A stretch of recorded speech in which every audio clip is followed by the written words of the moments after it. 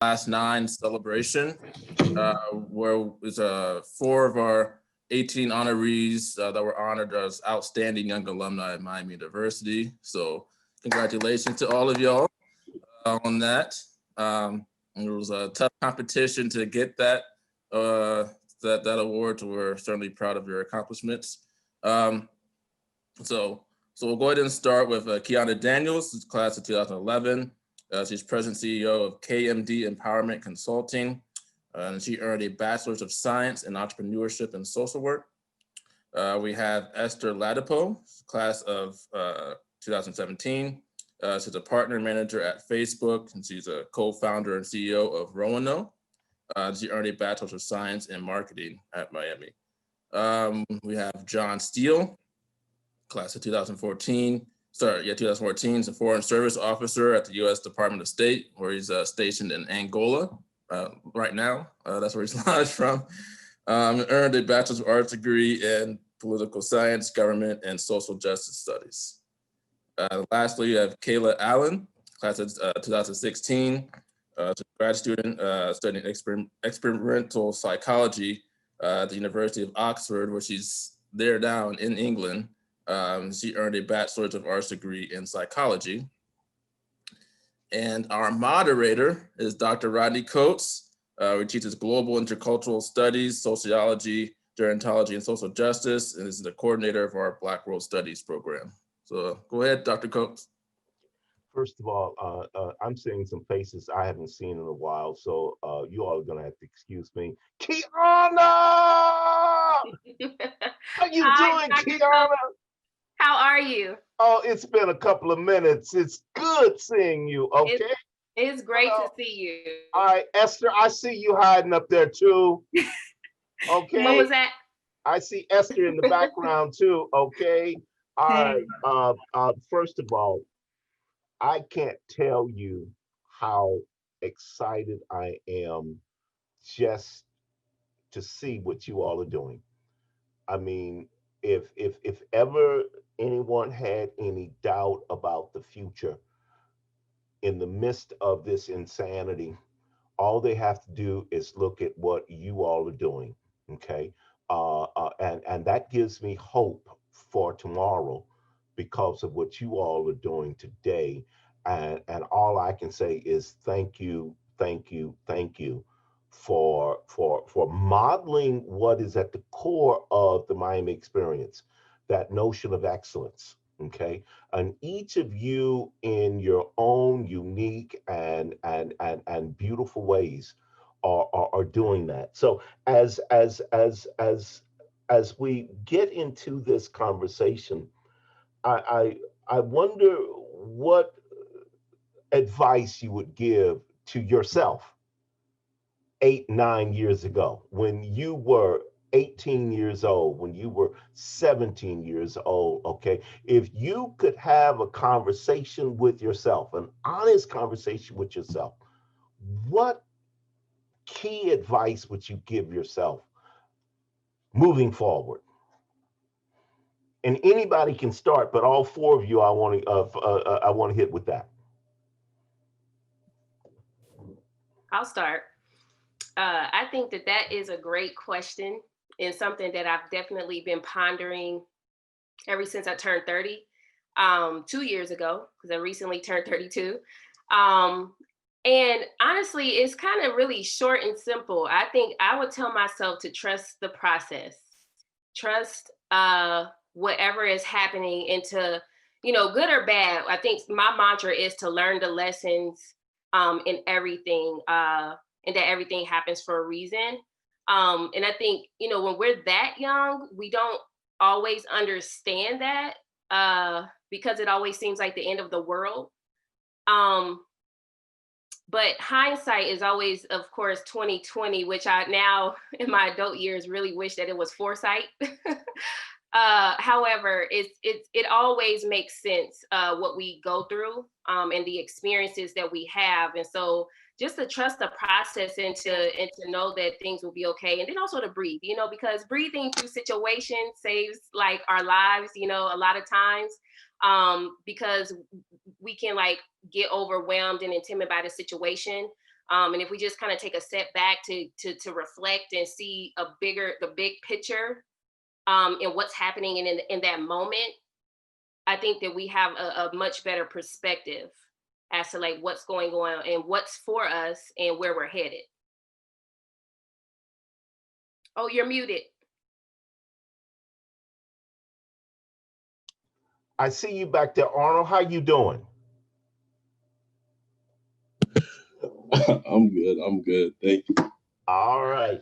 Who want to go next? Okay. If you could have a conversation with your 18-year-old self, what advice would you give yourself? I Go oh, ahead. you can go ahead, Kayla. Oh, okay. So I think when I was 18, I think I was slowly at this point. I was embracing this slightly, but I never was able to put into words or honestly practice it at the time. And I think for me, it was to embrace failure. That'd be my strongest advice. I used to run track, and I used to tell people like I'd rather be I'd rather be in lane 8, which is seated at the 8th place, basically, and get last every time and come in 8th place than be seated 9th, which is like the lane 4 and the second heat, like the second fastest heat, and come in 9th place kind of thing.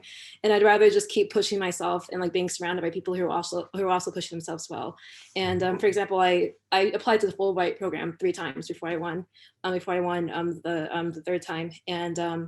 And I always knew that it was just something I really wanted to do, and I didn't want to settle for anything less. And it always made sense in like each year in my life. I think it's something I would kind of tell myself to just kind of embrace that in college, and especially immediately after. And also kind of similar was to not give up. Sometimes it's hard, or kind of do your own thing, basically, especially in college. Like you see people kind of doing one thing, and sometimes it might just not be your thing. Basically, it might not be something you enjoy or something that you're interested in, and just branch off and be yourself and just enjoy whatever you like to do. Yes, thank you. Esther, you want to go next? Yes. +1 to everything that Kayla said, and KeAnna as well. My advice falls under 3 sections. So stay curious, don't be afraid to fail, and walk your own journey. Staying curious is definitely something that I learned from the Black World Studies department.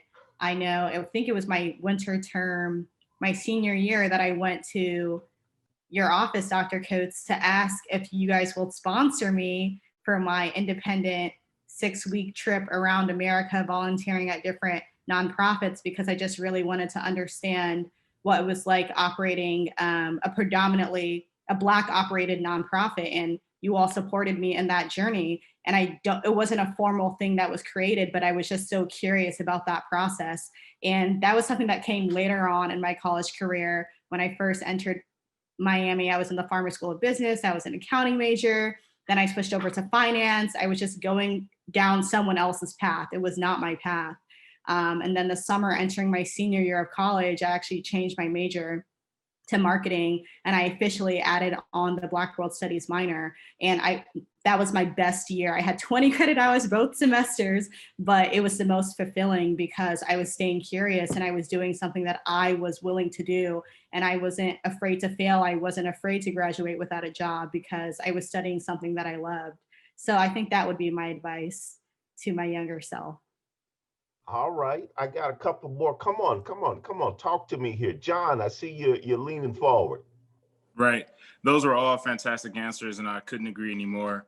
The one thing I would add is to, like KeAnna said, not only trust the process, but trust yourself and kind of bet on yourself.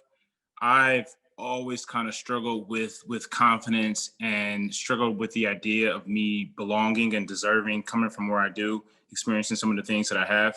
I've always had a hard time fitting in. I've always had a hard time feeling like I actually belong or like I deserve to be somewhere, whether it was at Miami, whether it was in grad school or professionally. And so I would just kind of tell my younger self to bet on yourself, to trust yourself, because you do deserve to be here.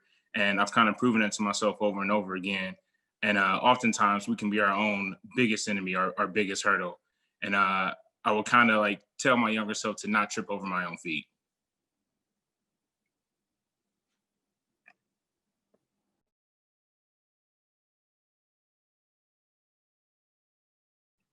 You're muted. Mike, you know what? You all keep helping me with that because, I'll be talking for the next 5 minutes and nobody but me will know. I will say I've got a whole list of questions. I may or may not get to them, but let's go with the flow here. All right. Some of you implied something about being true to yourself.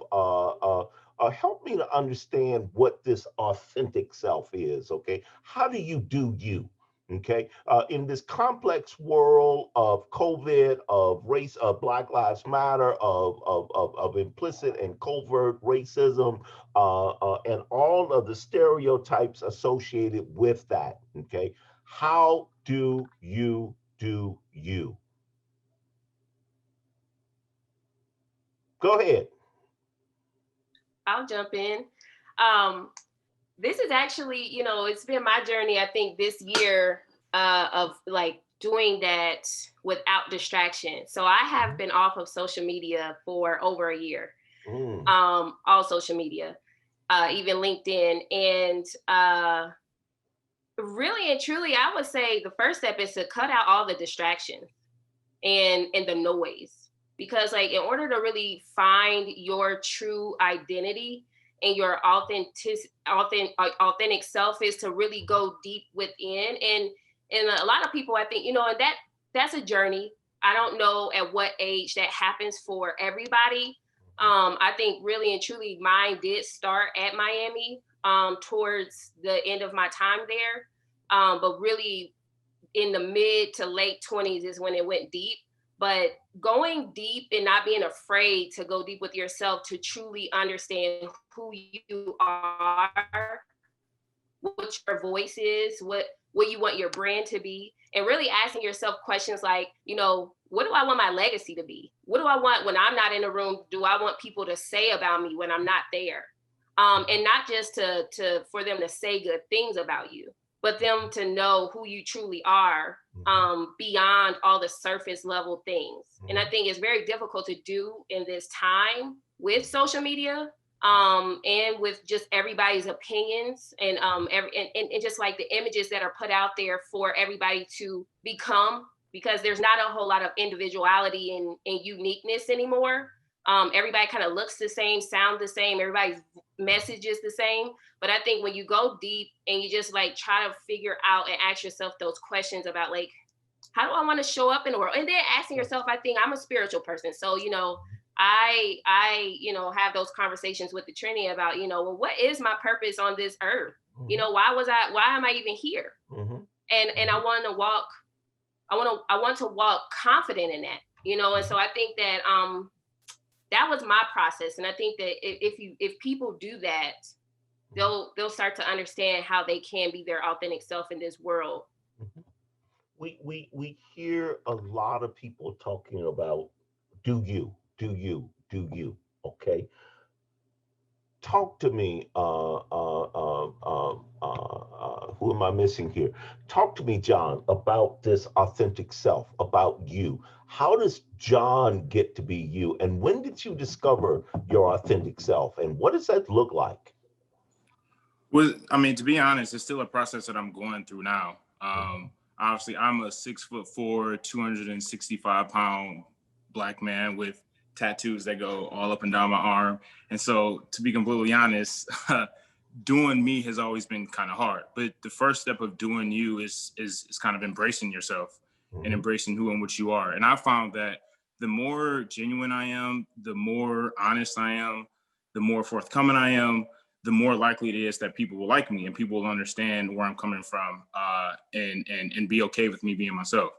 I always tell this story. So between grad school and working in the Ohio Senate, I took a job in a high school, a charter school in Boston, and we worked primarily with inner city students of color, essentially. And it was the first time in a very long time I felt like I could honestly be myself. These were high school students, so we weren't that far in age. We listened to the same music, we used the same type of slang. And although none of them really noticed, they taught me a lot about myself. They taught me that it was okay for me to be John Steele, the John Steele that my friends like kind of knew and loved. And so, doing you is just really about embracing who and what you are and not allowing any environment or any particular person to have a disproportionate impact on how you present yourself to the outside world. And again, that's something that I've struggled with and I kind of continue to struggle with, especially in my current environment as one of the youngest people in an embassy, frankly, the only person of color. That's something that I kind of have to constantly deal with. And like I said, the more genuine I am, the more excited people are generally. Because oftentimes I'm the first Black American that many, in this case, Angolans have ever met. So they don't know what to expect. And so like I have like that freedom to kind of like give them, what I want. And most importantly, that's me being myself. Right. It's in this age of COVID, when everything is on social media and everything is in Zoom and everything is this performance, okay? Where a lot of attention is on this image, okay? How do you do you, Kayla? All right. How do you bring your authentic self into this situation? For me, I would say I've just very recently, honestly, this past couple of years, I've stopped almost like begging people to notice me or even to like me or to even from friends to classmates to bosses, even my mantra has always been just kind of be kind and work hard, and the right people will notice and the right people will embrace you for that. Because I'm sure a lot of us can relate. I haven't worked with or worked for a single Black person since I graduated, actually, except when I was in the Fulbright Fellowship in Nigeria, of course. But I'm assuming that doesn't count. And I realized I was really heavily scrutinized, which a lot of people probably can relate. Just like from people, sometimes one time I worked under, I was shadowing somebody before I took over her position. And she was making what was apparently mistakes, but then and she made them for the past couple of years when she was working. And then and then when I took over, all of a sudden I got reported like the first week kind of thing constantly. And I was like, actually, it kind of defines a lot of the work environments I've been in. It was just kind of like, I would get reported for things that people wouldn't get reported for. And when I didn't even know I was breaking the rules or anything. And the right people were able to stand up for me at the time, the ones with the authority at the time. And because they knew I was sincere and I was working really hard and I was really kind at what I was doing. So I think that was the best thing because if I just kind of just argued back at the time, which is of course it's needed in a lot of cases. But for me, sometimes when you're such a lower level, such as a research assistant, for example, it's hard to fight back effectively. Maybe it works for the next person after you, but not for yourself.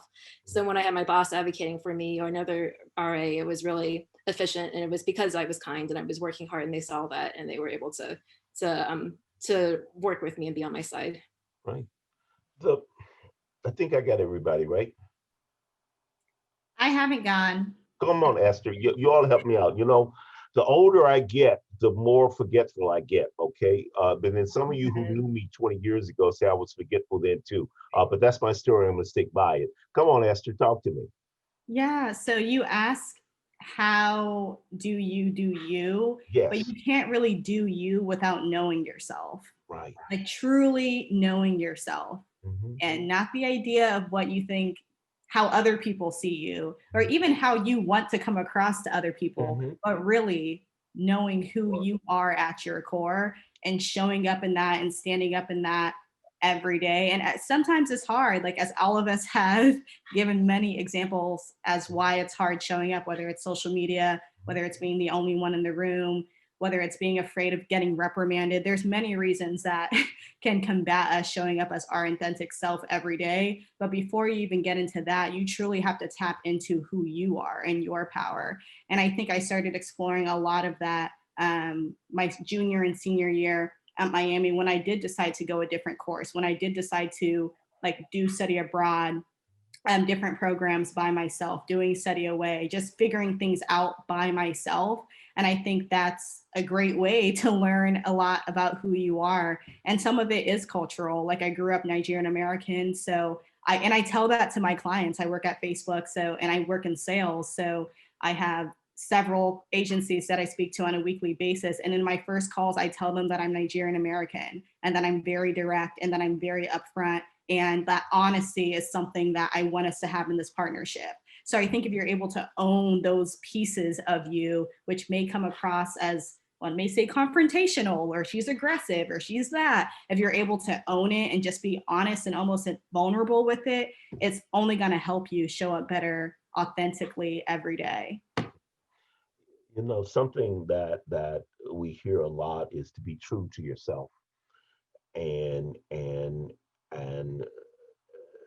if you can't be true to yourself, you can't be true to anybody else. What I've also discovered is that there are multiple me's. And as I look back over my life, I see multiple me's. So let me put it like this. I see multiple sides of me, okay? That different situations and different peoples pull out or help me to explore a different facet of myself, okay? I would argue that we're much like diamonds, okay? And we have these multiple facets, okay? That if we shift ever so slightly, we'll see something else about ourselves that is truly unique and wonderful, and yes, shines. I've talked to students over the years, and one question that constantly comes up is, how do you discover your path? How do you discover where you're going to pursue, what path you're going to take? And Esther, I got you online right now. How did you make that choice? That's a great question.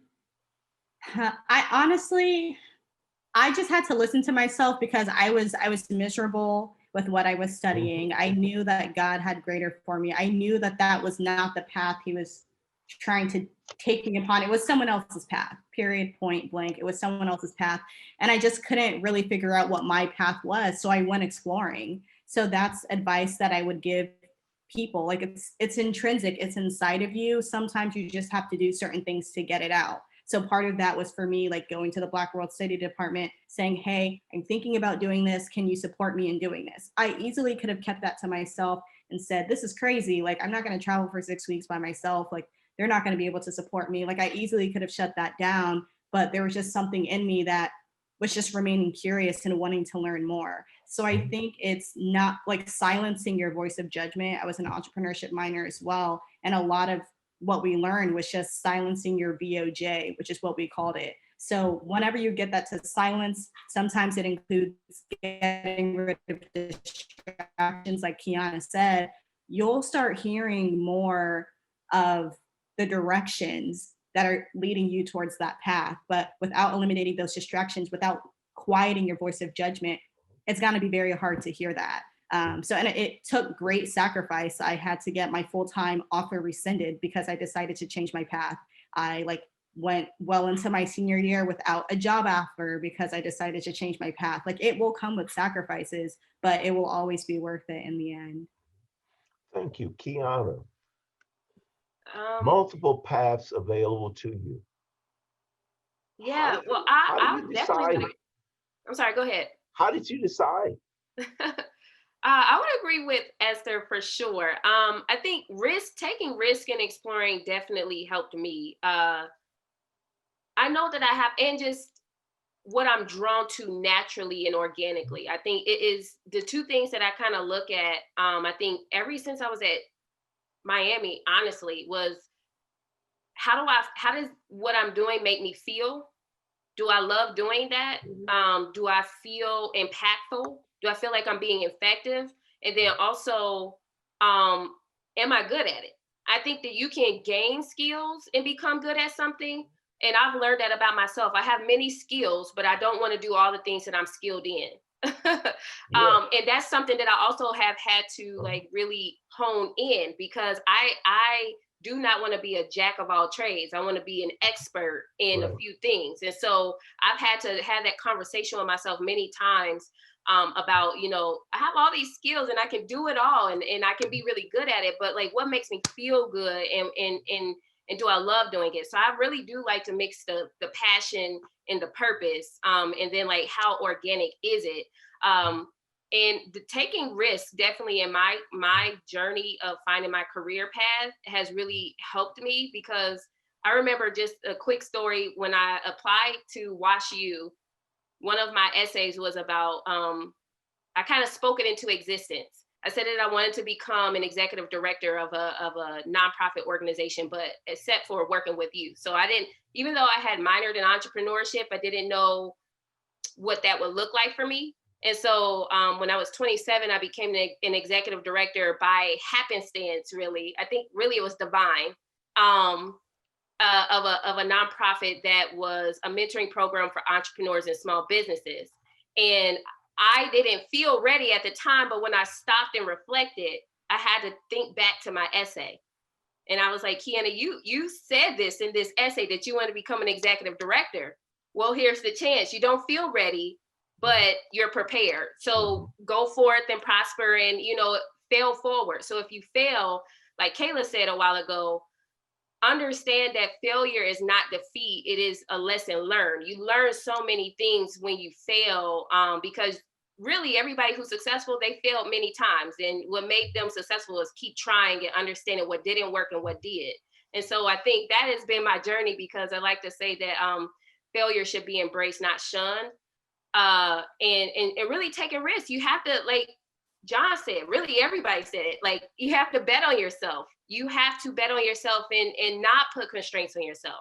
So it's almost like, even when you have dreams, dream those dreams. When you have dreams, like let them out. Don't stop yourself the moment they come out and you get afraid, and let fear direct your path. No, like let those dreams go and start walking in it. And I believe that the universe, the divine, God, whoever you believe in, will direct that path for it to become so. And you will learn the lessons that you need to learn and figure out what really is for you and what's not.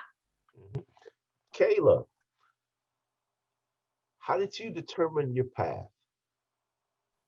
Yes, so I'm not sure if I'm the best person to answer this, because I'm still determining my path, I will admit.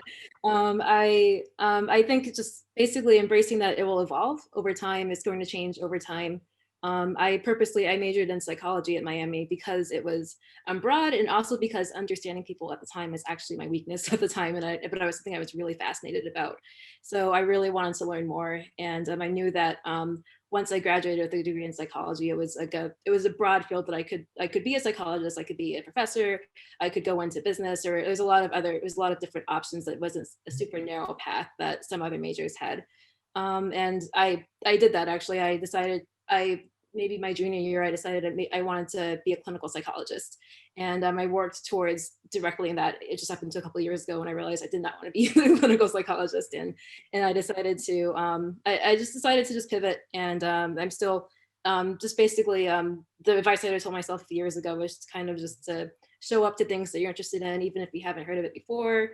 Anything you're curious about, just attend those events, go to panels, go to any, especially with student organizations, go to those and learn more about them, read articles, and then just try to and actually apply it too, and try to practice with and see if you can get hands-on experience to figure out your path, especially in your career. And that's actually what I'm currently doing now, and I'm enjoying it actually. John, how did you determine the path that you're on? What motivated John to be John? This is going to sound very cliche, but I'm of the mind that you don't really choose your path kind of chooses you. And so if you would have asked me 5 years ago, 10 years ago, right, 18-year-old John, if you would have told 18-year-old John that, today in 2020, you'd be sitting in Luanda, Angola, as a U.S. diplomat, I would have been like, well, what's a U.S. diplomat? What is Luanda, Angola, right? And so my personal curiosity has kind of served as a catalyst behind my interests and my current path. It feels kind of funny saying this now as like a person who actually implements foreign policy, but I didn't know what the Cold War was until my junior year. I mean, I had no idea it was a proxy war. I'm a full-blown junior at Miami University, and my mind was blown. And so it's stories like that that really kind of motivated me to learn more, and stay kind of like eternally curious about the world and about myself and just, the outside world around me. And so that's kind of directed me in terms of like my current path and what I wanted to do. Again, like growing up in inner city Cleveland, coming to Miami, that was quite a transition, from Miami to Columbus to DC, to overseas. I always just feel like I've been given plenty of opportunities to learn and experience different things. And that natural curiosity is what's kind of carried me throughout my journey. And like Kayla said, like my journey is still shaping. I'm actually expecting, it's almost midnight here in Angola, but I'm expecting to get a notification on what country I'm serving in next. And so, I could go from, Luanda, Angola to Bangkok, Thailand, and my journey will continue to change because I'll be doing a completely different job. Yeah. And so again, it's just my personal curiosity, being the catalyst behind everything that I do is kind of shaped my path and kind of landed me on this current trajectory. I find it interesting that when people look at me, excuse me for personal reference, they concentrate on my success, which I find to be absolutely hilarious, because I'm here not because of my successes, but because of my failure. Okay, so I'd like to ask you about how has failure shaped you in who you are. John, you're on first. Okay, how has failure shaped you?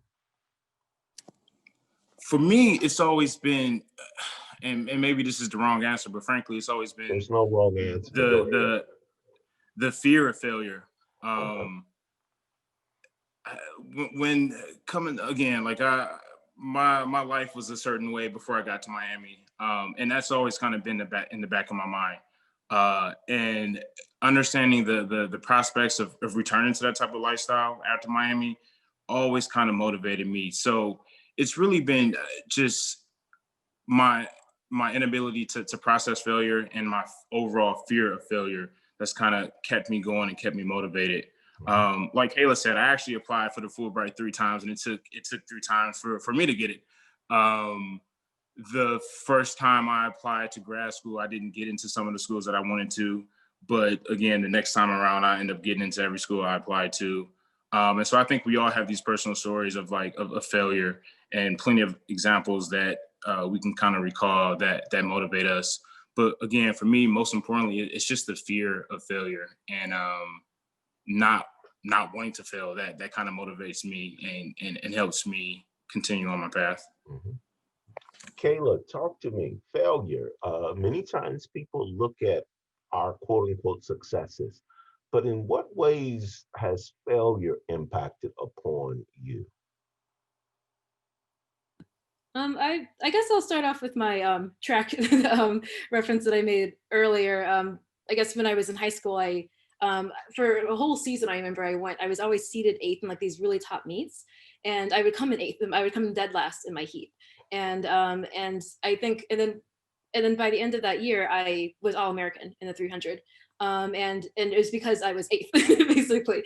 And it was, and I didn't really realize at the time, it took me a long time to kind of figure this out, was that even just because it's better to fail and then end up and to keep going for something higher than just getting first place in the lower ranked heat, because I could have came in 9th and kept winning in the second heat basically. And I think I've realized that for everything I've done going forward, was applying to the Fulbright, even just getting rejected from jobs, I realized that I wanted to keep applying for things that I felt that I wanted to do, that I felt that I was qualified for, and I wanted to make, and I just didn't want to give up, or I didn't want to settle. So I felt that failure on the way was just it wasn't really a no, but it was just a not yet basically. And I embraced that, and I just kind of took that as a way to just level up basically, and to eventually to succeed in at least to succeed in my career. KeAnna, most of the time people see us, we're dressed up in our finest, we've got our hair done, those of us who have hair. We're able to present ourselves as this professional, so forth and so on. But help me out here. In what ways has failure shaped you, or you've recovered from failure? Or how does failure look like in your world? KeAnna. I have a lot of those. I have a whole lot of them. And actually, at this age, I can definitely say that I don't regret any of them, because without them, I wouldn't be who I am. But I can say that there's a lot of lessons in failures, and I like to learn those lessons. But also on the other side of that is how that feels, like the hurt of the failure, right? So I don't like hard, and I don't like hurting. And so, when I feel that is also, in addition to learning the lesson, it's inspiration and motivation to do different. The definition of insanity is doing the same thing, expecting a different result. And I'm just like, no, I keep doing this and I'm getting the same results. So I need to do something different. Right. And that is also, what really has helped me to shift my mindset, shift my behavior, and then also expect a different outcome in doing that when I do learn from those mistakes. But I would also say, again, because I have a strong spiritual foundation, mm-hmm. I learned probably in college, towards the end, I think my junior year, I think I hit my head the hardest, just making poor decisions, and I felt like I was making all the plans for my life, mm-hmm. and all the plans I was making were not panning out. And so I'm just like, you know what, something's got to shake here, because I don't like how this is working out for me. And it may not look like what I'm going through or feeling like to other people, but I don't like it. And so that was kind of when I think I started to grow spiritually, and was just like, God, I don't know, I'm not doing it right. So I'm gonna hand it all over to you, and I need you to kind of guide me and direct me. I want to be in alignment. And so I think when I started to do that, the path started to get a little bit not easier, but less harder. Mm-hmm. And I was also able to share those failures with people. Before, I felt like I couldn't, because especially at Miami, it never seemed like anybody was going through anything, you know what I mean? So I was just like, enough of that, enough of this surface, masking everything, this is happening. I'm not I'm making poor decisions and failing, and I want to share that with other people so I can learn too from other people about how they navigated that. So whether it was male or female, seasoned person or young person, it was just like, I need a community of people who are going through life failing, and what are the lessons that they are learning, and how do we share that with each other. And so when I started thinking that way, and just really changing my attitude about failing, and not seeing it as defeat again, things started to change for me, and I was able to use my failures as stepping stones to the next thing. And that's kind of the way that I work now. Is just actually, personally, I've been going through something, and I'm just like, okay, let's take a step back here. What's going on here? What is the lesson? And how do I make sure that this doesn't happen again? So I'm really intentional about intention. I'm really intentional about making sure that things happen differently. Mm-hmm. Mm-hmm. Esther, you actually is the one that motivated this question, because when Caleb made the comment, you immediately typed in the chat, failure is not defeat. And in capital letters, you typed true. Help me out, okay? I almost heard you say amen. Help me out about this issue about failure and how in many ways it has shaped you. Absolutely, yeah. I loved Kayla's quote when she said failure is a way to level up. And I definitely think that was my experience towards the end of my tenure at Miami. Failure humbled me. I was in the business school. I got an internship my freshman year of college. I had an internship every summer. And then when I decided to change my path and pursue a more creative route within Black World Studies and marketing, my company that I had been interning for since my freshman year took away my full-time job. And that was summer entering my senior year. So I was absolutely heartbroken that that happened. I figured like, okay, I can still keep this job, but I'm just going to study something else that I'm curious in. I'm just going to, you know, follow my passions, but I'll still have this job. I'll still have this job. And it was taken right out under my feet. But what it helped me do was land on my feet by myself. And I was able to use that as a way to truly determine what I wanted to do with my life, what I wanted to do moving forward. And I know I'm on a path, my journey is going to continue to change, but my back was against the wall and it gave me an opportunity to take risks, be scrappy. And without that, I would probably be in a miserable career right now. So yeah, I'm grateful for all of the lessons that I learned through failure. And I continuously try to push myself to learn from it. As KeAnna said, like, why did I go through this? What did I take away from this? I think that's a big thing. And I think that's why a lot of people fear failure, because they feel like they don't get anything from it. But really, there's always a lesson within it. There really is. It might take time for it to expose itself, but you're always learning from it. And even if you don't see it, sharing it with other people, like she said, may help you expose why you went through what you went through. But if I did not fail, if I didn't have that opportunity swept from under the rug, I wouldn't be on this panel right now. I wouldn't be an 18 of 9. I wouldn't have experienced what I've been experiencing within the last couple of years. So you absolutely. By the way, I am a product of failure. If I hadn't been a failure, I wouldn't have got the first master's, and then I failed getting the job, and I got me a second master's. If I'd have gotten a job then, I never would have wound up at the University of Chicago. That was a failure. I wouldn't have become a college professor. I'd wind up working for the city administration in Chicago. I worked for Daley.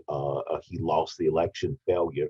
I said, damn, I'm gonna have to get a PhD and start teaching. So it's been a series of failure. They should not have given me the microphone, but I've got it. I'm the moderator, so I'm going to do what I do best. I'm going to take charge here. Several of you have mentioned the term spirituality and passion. I firmly believe in all of that, but I'm not going to start off by me. What is it?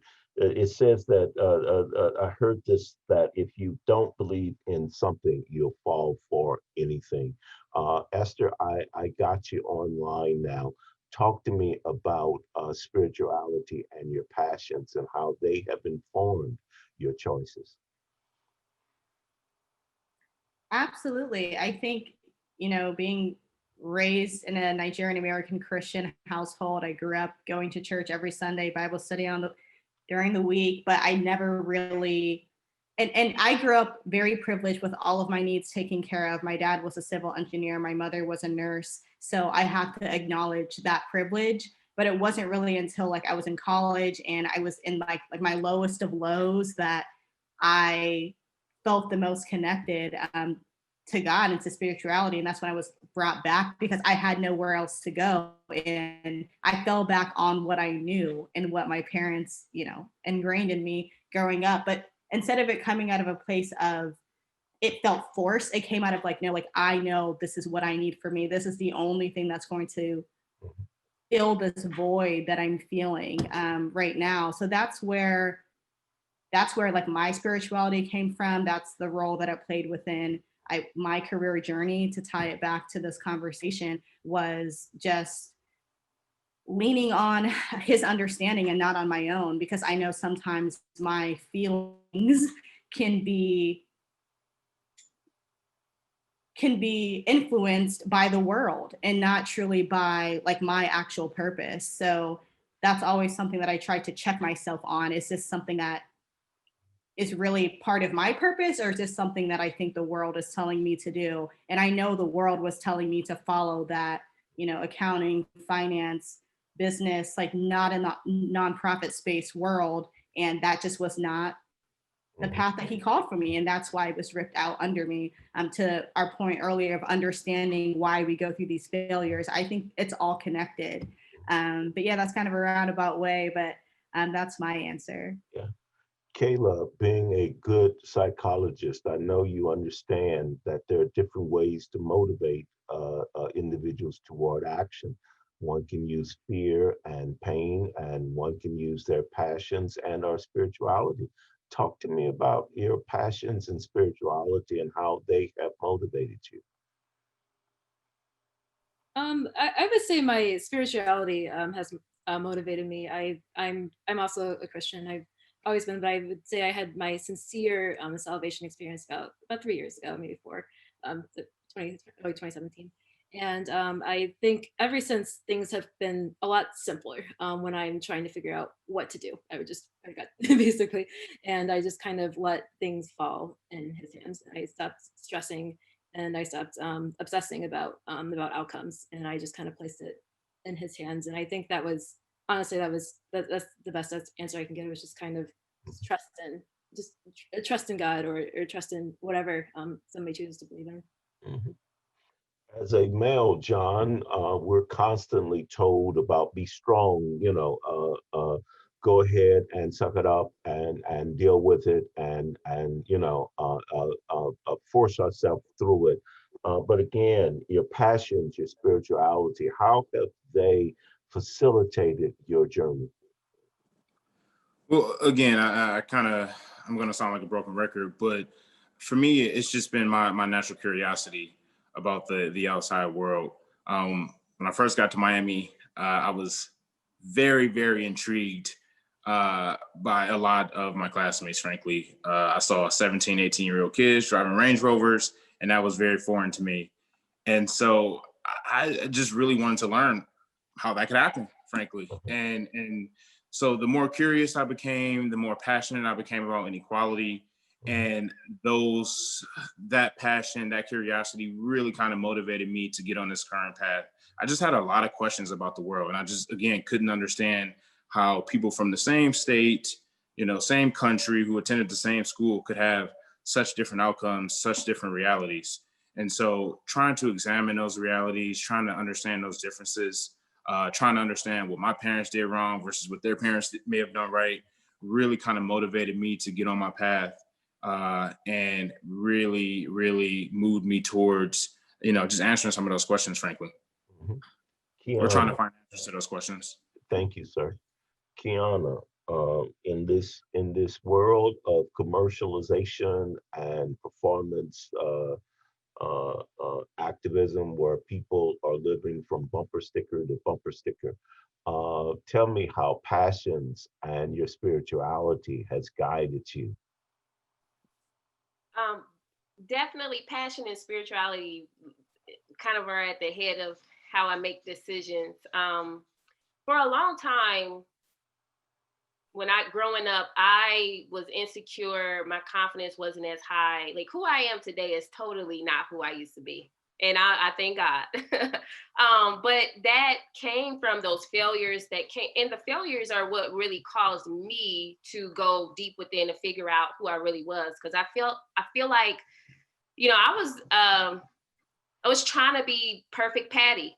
And perfect Patty was like hurting, and perfect Patty couldn't tell people that she was going through things. And it was just like, I got to a place, I think it was junior year in college at Miami, where I was just like, I can't do this anymore. Like, I cannot pretend. And I don't even know who I am, but I need to figure it out so that I can just not, because this seems really hard. We going back to the authentic thing, it just didn't seem authentic. It didn't feel right. And so I was doing everything for everybody else, but not for myself. And so, I think I was Swing Hall. I can't remember, but there used to be a bus that would come from Solid Rock Church for the youth, to take us to church. And I remember I got baptized at 8 for the first time, but I remember saying, when I become an adult and I understand it truly, I want to make that decision for myself. I want to do that, and I want to commit to that. And I remember feeling like, I feel like God had been chasing me, and I kept running. I was just like, I'm not ready, you know, because I was of the mindset that you have to be a certain way and have it all together in order to go that path. And so I kept running until he came and got me and was like, you know what, you're not running anymore. And so I'm not a religious person because I am a Christian. I'm not religious. I don't subscribe to all the doctrines, but I'm a spiritual because I believe in relationship. Yes. And so that has helped me tremendously when I finally was just like, you know, again, going back to making my own plans. When I stopped doing all of that and just and stop trying to have control of my life, because I think I've had enough experiences that have shown me that none of us have control. And the best way to navigate this world is to be flexible and to be able to pivot and to like kind of go with the current versus going against it. And so that's the way I live my life now. Cause like I said, I like to work smart, not hard. And if, because I believe life is hard already and I don't want to make it harder. And so that's kind of like what leads me. And I try to be very intentional about what is for me and what's not. Because I believe that, you know, what is for each of us is for us. And the way that we need to do it is the only way that we can do it. Nobody else can. So, you know, I've had experience, you know, in entrepreneurship, and I tell the entrepreneurs that we work with every day, it's like, you know, competition is a big thing in entrepreneurship, right? You know, everybody's always talking about the competition, but it's like, you know, it's okay, because if you were called to do it, only you are going to be able to do it the way that you do it. You know, so that is kind of like your value proposition, your differentiating factor. So the same thing is true for us as individuals. It's like, you know, what that going back to that purpose and really figuring out what is the purpose, because I feel like when you understand your purpose, all things align. It's not very hard. You don't have to try at it. It just happens. And then you start to like trust the process and you start to build that confidence, and you can walk forward knowing that like what you're doing, the decisions that you're making are supposed to be, it is working for your favor, and it's supposed to be happening that way. And so, yeah, it's been a bunch of failures that have gotten me to this place. And you know, I thank God for that. Yeah.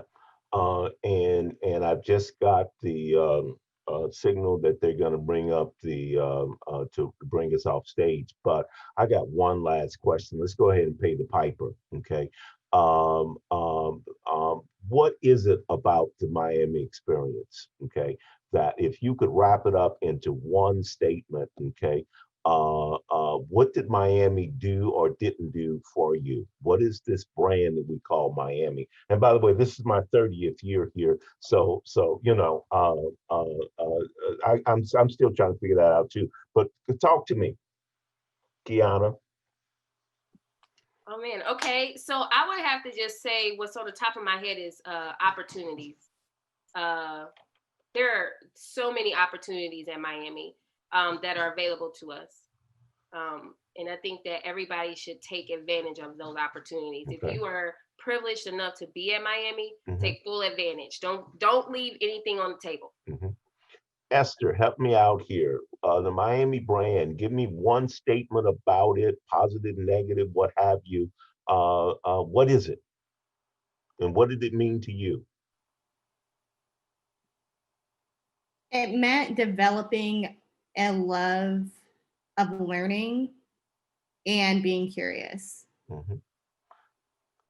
John, help me out here. The Miami brand, what is it? I always have a hard time answering this question because like people who know me know how much I love Miami, and they know how much, you know, Miami means to me.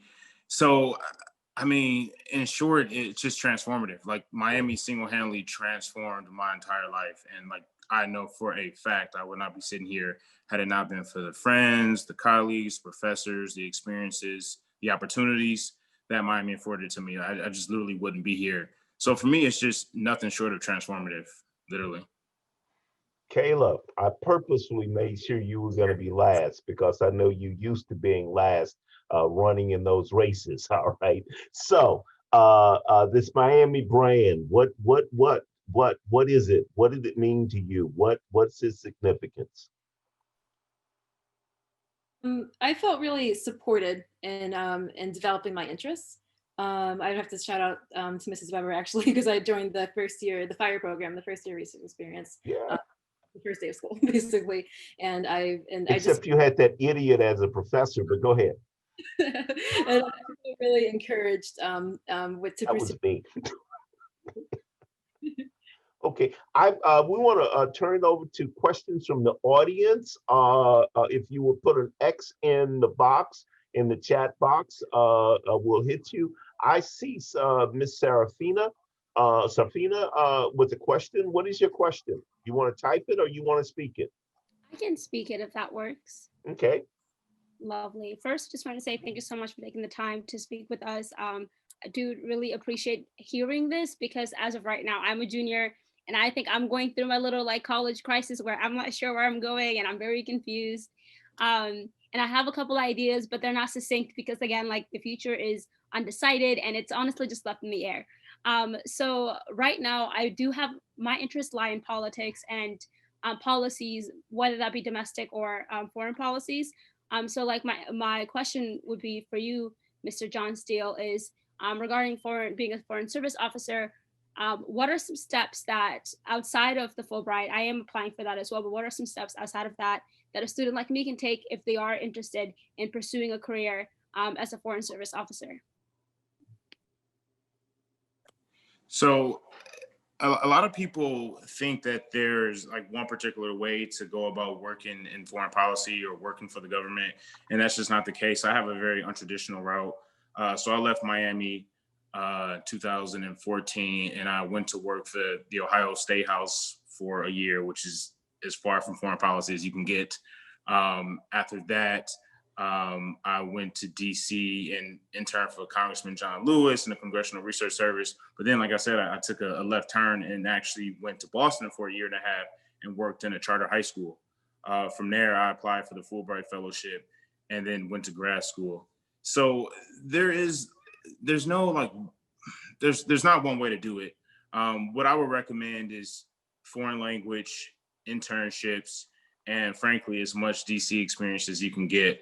Because I think that's one of the disadvantages we have as Miami students or as students from the Midwest. We're just not exposed to the beast that is the federal government. A lot of my friends who went to Georgetown or GW or Howard, they had 10 internships by the time they graduated. And while obviously there's more to success than internships, the internships really, really help.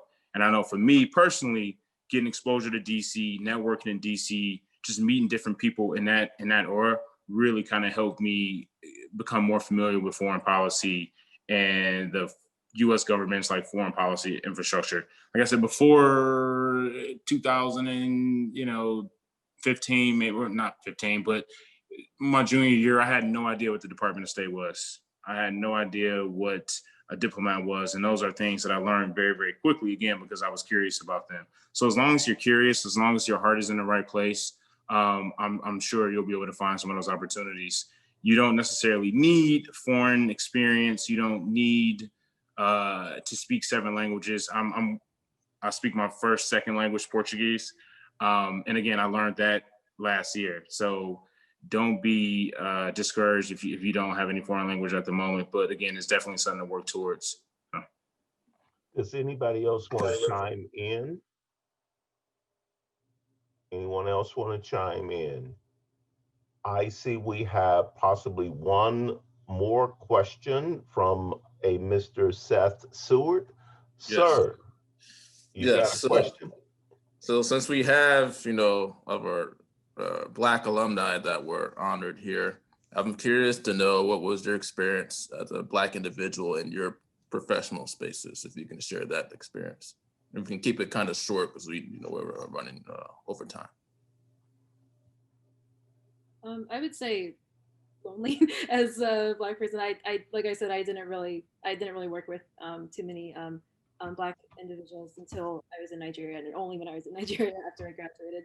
And but it was just like John said earlier, it was an opportunity for me to kind of redefine, especially people's stereotypes of what it meant to be a Black person. And I think, and I hope I left a legacy with that Black people are dynamic and diverse, just like everybody else, and we all come in shapes and sizes, different personalities.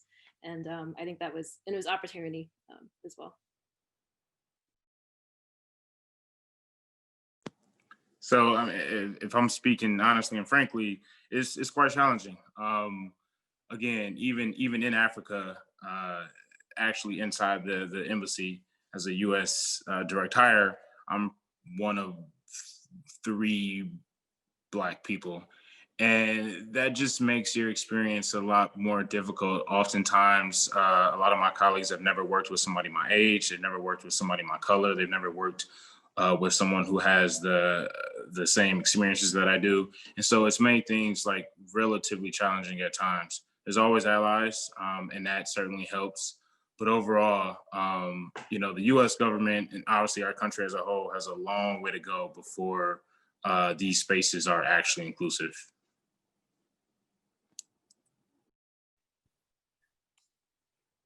Okay, I'll go really quickly. Like Kayla and John, and probably Esther too, I've been the only one off, I think since Miami. And I think Miami allowed me to get comfortable with it, but I'm not okay with it. And so the role that I serve in the spaces that I'm in is to make sure that there are other people on staff, or at least whoever we are helping, that look like me, because just because I'm comfortable doesn't make it okay. And so, I respectfully and professionally challenge and hold my colleagues and my organization accountable to diversity, equity, and inclusion. And just making sure that there's more people in the space that look like us. So my goal leaving my role is to make sure that another Black person is in this role, because nobody else will be able to continue the work that I've done and going forward. Yeah, I'll try to keep mine brief as well. I would say internally at Facebook, it's been great because we have a very strong Black employee resource group, even though in total Facebook is only like 2% Black. But Black at Austin is pretty diverse because it's our young office where they hire a lot of new grads. And especially the year that I came out, 2017, like Facebook was making an extra emphasis on increasing the amount of diverse people they are hiring within non-technical roles. And that's where honestly a majority of our diversity come from non-technical roles, non-engineering roles. So I just got very involved in our Black ERG very early on. Our mottos, rise up and reach back. So just getting involved in our community, referring a ton of folks to come into Facebook to try to make our company more diverse, more equitable. And then externally, when I'm working with my clients, a lot of my clients have never had a Black rep at the various social media companies that they work with. And I just, share pieces about myself. I share my background. I share where I come from. And we are able to develop a mutual understanding. But as you can imagine, there are times where, there is some tension. When the blackout happened on Instagram in July, I was a part of that. Like I was having to talk about my personal experience and how it impacted me, along with how it was also going to impact my clients. So I've been trying to embrace it as much as I can and hoping that I'm able to leave a legacy there as well. We have one final question, follow-up coming from Seth, and then I will have an assignment for each of you. You all know you can't get out of here without an assignment. All right, so I just applaud Dr. Coates for moderating this discussion. So thank you again for doing this. So it's a quick follow-up. So how do students, Black students of color about to go into the workforce, how do they navigate their career as a person of color being marginalized? Could you quickly, a quick response on that? Anybody to respond to that? Mentors, find a mentor, whether it's at your job or outside of your job, using LinkedIn. You know us, we're Black alumni. There's plenty of Black alums that are on LinkedIn that you can reach out to. And I'll add, I concur with that, and I'll add, don't be afraid to be yourself, your authentic self, especially as a person of color. You don't have to conform. And I think that's something that a lot of people of color, even at Miami, deal with. And that was something I prided myself on. I said, I don't want to conform to this culture. I want to be who I am and add to the culture. So don't conform, be yourself and add to the culture and show them the value that you bring and why you're needed. Yeah, I have to second that. I mean, that is single-handedly the most important thing for me. When you try to conform, you just kind of struggle with like not being yourself, and that takes a toll on everyone. If you can't be yourself, if you can't be who you really want to be, that takes a toll. So I will find myself coming home oftentimes and just really stressed out and tired because I spent 8 hours faking it, essentially. So being yourself is super, super, super important. And the more genuine you are, the more likely people are to see what you actually bring to the table. Right. I would agree to everything that was said. Basically, be yourself, and also find people if they're not in the workplace, find a meetup group that's like young Black professionals in whatever city, just to have somebody to kind of chat with, to be like, oh, you won't realize what happened today, kind of thing, just to kind of to have somebody to chat with and to be supportive and a good network for you. Thank you. And then finally, I'll just add one thing. If and this is kind of separate, if anybody has any questions about Fulbright or the Rangel Fellowship or State Department or federal government in any capacity, please feel free to contact me. I'm happy to talk offline. Thank you, everyone, for being authentic, being true to yourselves, following your passions, being spiritually centered, learning from your mistakes. Now I've got one assignment for you left. You got your pen and pencils out? Your assignment is as follows. I want you to figure out ways that you can open up doors for current, particularly Black students, okay? A year from now, I'd like for you to communicate with Seth or anyone else about how you can help establish a pathway to progress, okay? How you can be a personal link to some current students, okay? And how we can make this thing move forward. Thank you so much for being you. I'm honored just to have known you. Thank you. Yes, and if we can go applaud for all the panelists here. We thank everybody for showing up today. I'll tell you, as they mentioned, you can find them on LinkedIn.